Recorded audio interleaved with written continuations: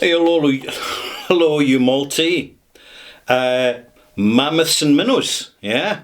And thank you to Mark Evans number 2 for that malt mention. I'm Ralphie. Welcome to my channel called Ralphie.com, where I review whisky and other quality spirits. And this review, which happens to be number 1039, if you're interested in knowing, is part of a series that I'm doing on auction bought bottles. So where I am in the world, it's not difficult to go to auctions, and there's plenty of auctions available where you can buy bottles of whisky and other spirits at post-retail prices. It's called the secondary market, and it tends to be a very eclectic range on offer, from the most desirable and extortionately expensive collectibles to all sorts of just little cast-offs of unwanted bottles which have been never opened, of standard blends or novelty blends, even miniatures. And they all get kind of put into, basically on a monthly basis, into an auction. And you go along and you bid on them. Now, the particular auction that I bought this bottle from is ScotchWhiskyAuctions.com, which is based in Glasgow, and I've always sold my whisky through them, which is why I choose to buy through them, because it just keeps it simple and straightforward for me. I also happen to know, just in the interests of disclosure, I happen to know the proprietor, Tam, of Scotch Whisky Auctions, because we were both members of Glasgow Whisky Club back in the day. And there's the connection. So, a good team there, in my opinion, but there's good teams in the majority of online whisky auction businesses in the UK. All in all, generally, I think they do a pretty good job. And I think that they are mindful that there are fakes out there, and there are chancers who will approach them to try and sell false and fake bottles, knowing that the customer takes the hit, and if not, then it'll be the auctioneer that takes the hit. And so they're pretty experienced at sorting out and identifying fake whiskies. But you can avoid that by just focusing on giving your attention to the sort of whiskies that fakers wouldn't be bothered with. You know, the standard jobbing stuff, the slightly eccentric non-collectible stuff. And that includes this particular bottling, which I bought. I'll tell you the price that I paid at the end of this review. It's Caol Ila, and it's the bottling specifically for Fèis Ìle 2022. And Fèis Ìle, for those of you who are hearing this for the first time, is the Islay Whisky Festival that takes place annually at the beginning of summer, and people descend on Islay and they go touring round the distilleries as best they can. The smart ones bring bicycles, put it that way, and the island is jumping for about a week with people who are consuming a lot of whisky. I'm going to give you more information on Fèis Ìle in my extras review, 1039 extras, coming up immediately after this review. But I'm going to stick to the moment with this. It's a little bit of information. Once I've got my steampunker organised, here it is. 15 years old. Bottled in 2022, finished in virgin American oak hogsheads, natural cask strength of 55.2%. And this is bottle number 2992 of a total of 3,702 bottles. So plenty of bottles available. And originally retailing on the island during Fèis Ìle for £160 or £165. So that gives you your bearings here. So for you peat heads, you peat fans, this is an older than standard, full natural cask strength, Caol Ila. So what are we getting in the nose? There's a certain green, creamy note which tends to tie in with the label statement that it's been finished in virgin American oak casks. You're getting that slight brulee sweetness on the nose, and the first impressions are really quite positive.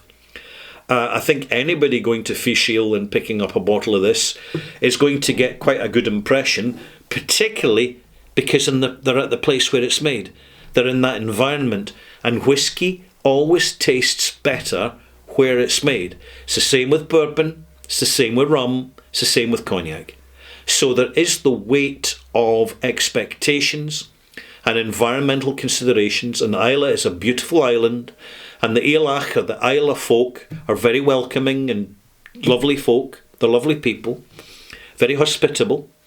So that to have the whiskey there on location you're going to get a good impression in this.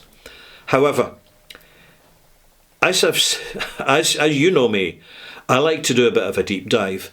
I don't like to go in first impressions. And first impressions are very convincing because this comes across, as a 15-year-old, it comes across as very young phenolic. So I suspect that this whiskey, before it was finished in virgin American oak hogsheads, started life in recharred, repurposed casks.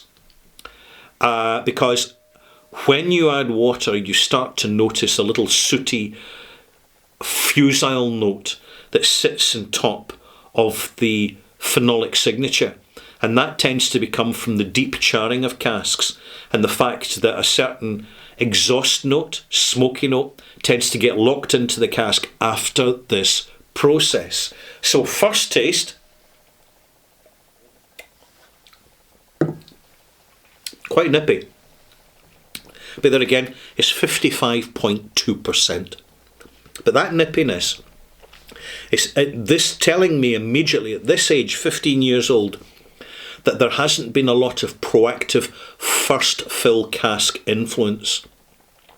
It's actually, the first impressions are more of what I would expect from a 10-year-old Caol Ila, not a 15-year-old Caol Ila. So let's add some water and gain some further access to this so we can do a little bit more forensics. And you know me and water.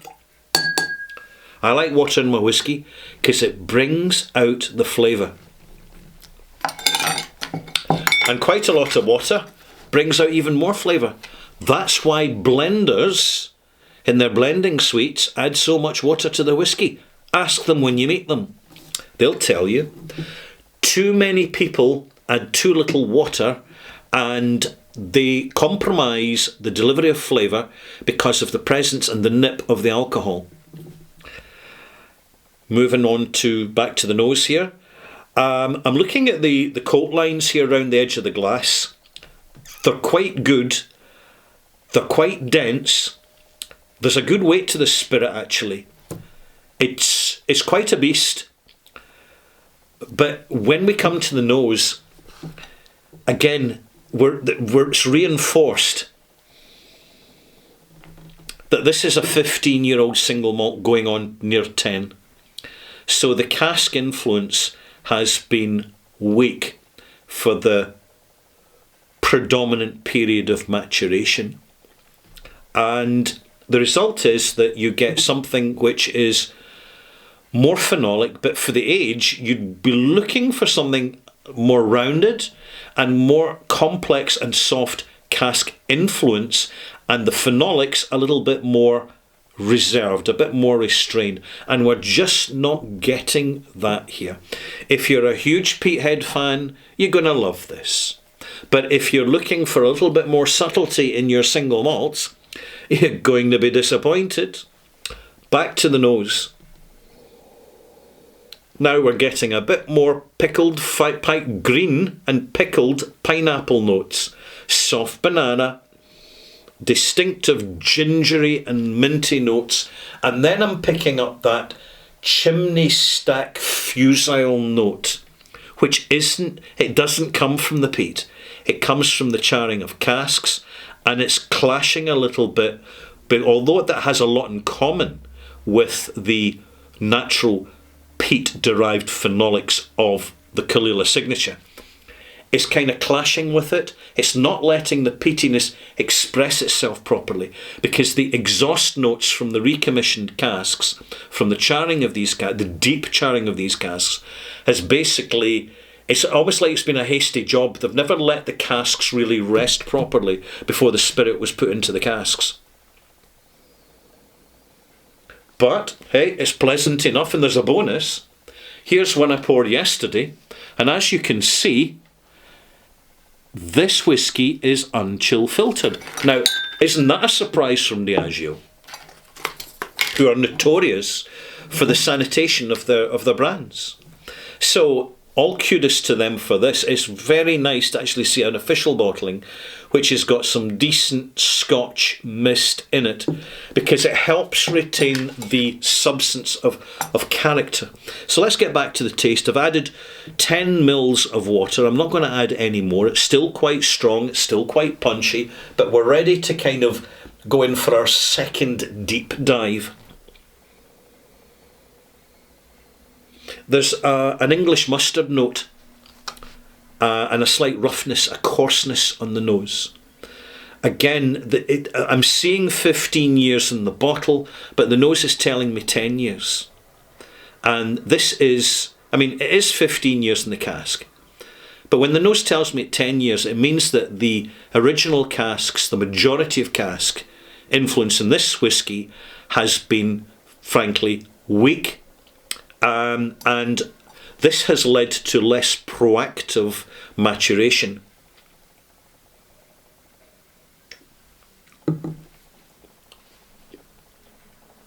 Spearmint, a little bit of hot ginger, chili note, slightly fusile, and it's masking the roundness of the peat, the Caol Ila peat.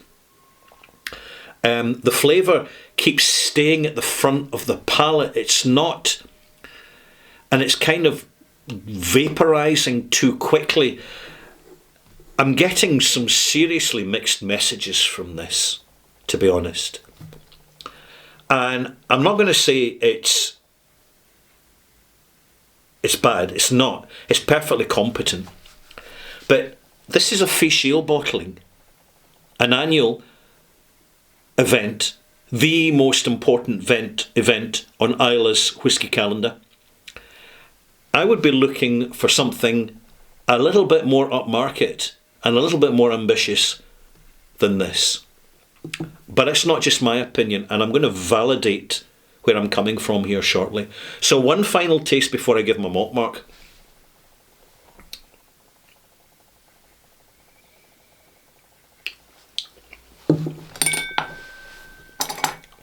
Quite peppery,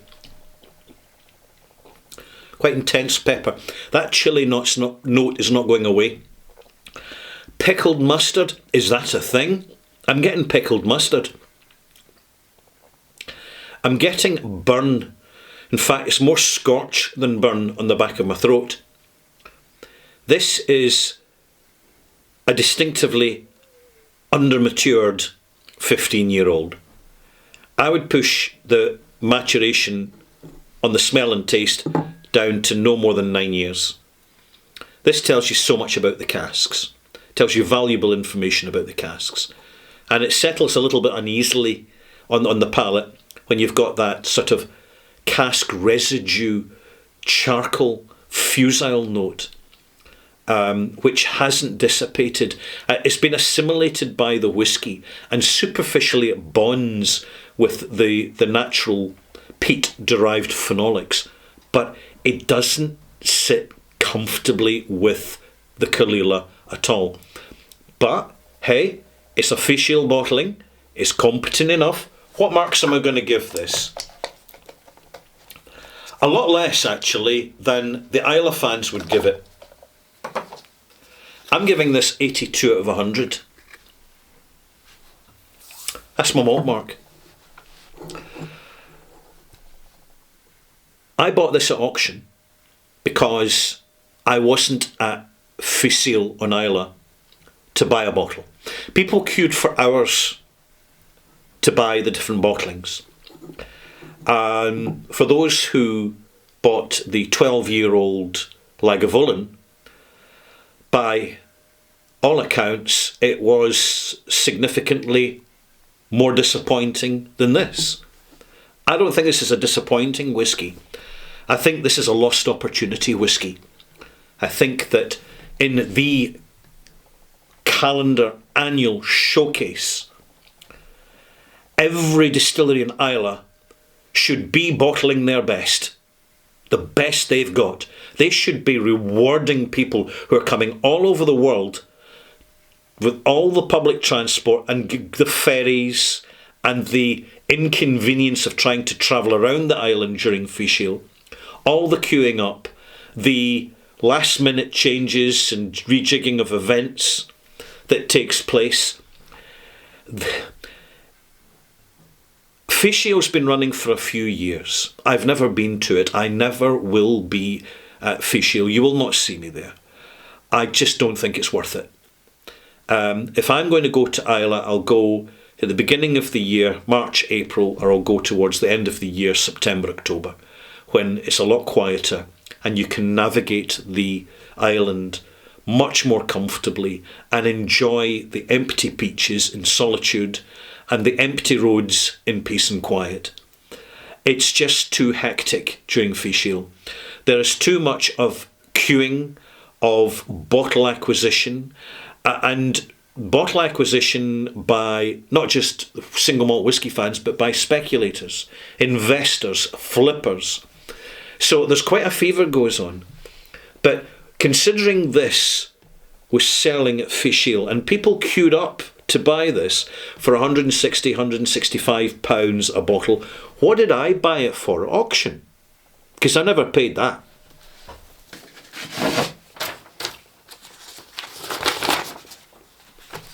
I paid £95 for that. So, it's very telling that someone bought this bottle at Fishel and hoped that they would at least get their money back by putting it into auction, but in fact the opposite happened. They lost about a third of the value.